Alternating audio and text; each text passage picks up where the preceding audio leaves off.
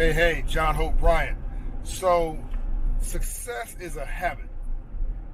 So, I used to think, mostly in my early 20s, that it was about me, that I was succeeding because it was something I was doing. And yes, my energy, my hustle, all that matters. It counts, right? But we probably give ourselves a bit too much credit. My mother told me she loved me every day of my life. You've heard me, you know my story, you know that that's true. You've heard me say it before, but I never really thought about that in a deeper sense. My father he was a great businessman in the sense of hustle, but not in the sense of financial literacy. So I didn't model my dad on financial literacy. I didn't model my dad on what he did after he worked, because he went and partied and hung out. And I modeled my mother, which was about doing the work and staying focused. And when I was with my mother yesterday, with 4 generations in our family, my mother, me, my nephew, and his daughter, I noticed something incredible. Going vertical and then going horizontal with my brother and sister. All of us own a home. All of us got as much education as we get shoved down our throats. All of us had loving parents with self-esteem poured into us. So we had self-esteem and confidence. All of us are obsessed with the world and exposure. We've all traveled, so we don't have a limited view of the world. All of us are inclusive versus exclusive in our view of the world. All of us got the language on money to varying degree. Some of us more than others, but we all understand basically how money works. Thank you, Mom.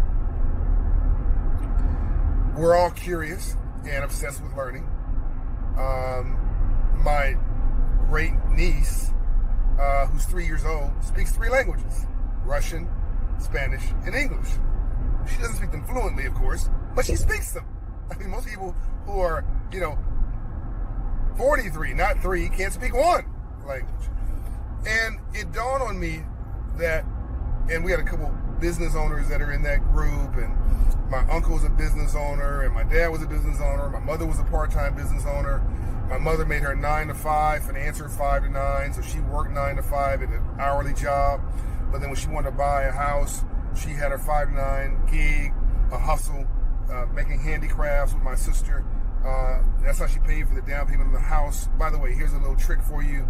If you're a 2-parent family, my mother was a 1-parent family, she did this, but if you're a 2-parent family, one of you work and you use your income from that work to pay all your bills and your living expenses. The other spouse works and uses that money to invest in the future. It's about making money and building wealth.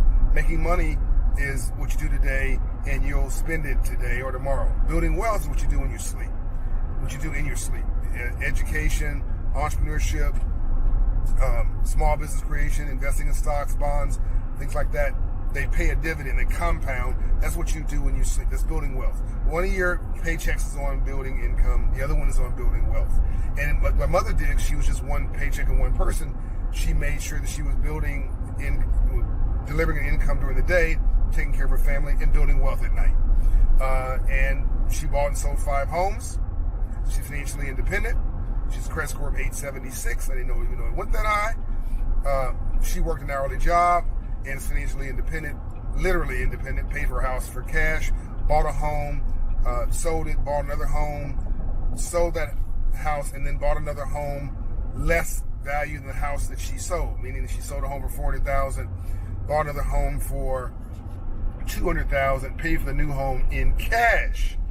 That was just smart. Most people would leverage up, keep leveraging up. She's like, why? This is enough home for me, and I own it free and clear, no mortgage. And then she was able to then use that plus insurance and other things to continue to build wealth at an hourly job. My dad owned a business, but didn't get the memo, right? He didn't have the same tools my mother did. And as a result of that, my dad made it but couldn't keep it. So the more the more money he made, the broker we got. He spent $1, make $1, spend $1.50. My dad ended up living with me, and I took care of him the last 15 years of his life. But he was a business owner for 54 years. So my dad's family didn't have that memo. My mother's family did. Together, I get the benefit of all that. But my point to you is, success is a habit. So you can't go partying 3 nights a week. You can't do drugs 4 nights a week. You can't be flossing off and chilling and thinking business is busyness and get over. You can't think that you're making money and getting paid and somehow you're building wealth. Success is a habit. Credit scores are part of that success habit. Credit scores are part of that success habit. It's what I keep talking to you about. Credit scores, credit scores, credit scores. So I want you to go to Operation Hope and get the training that they provide for free. I want you to get your credit score up to 700 because that's part of mastering this game, right?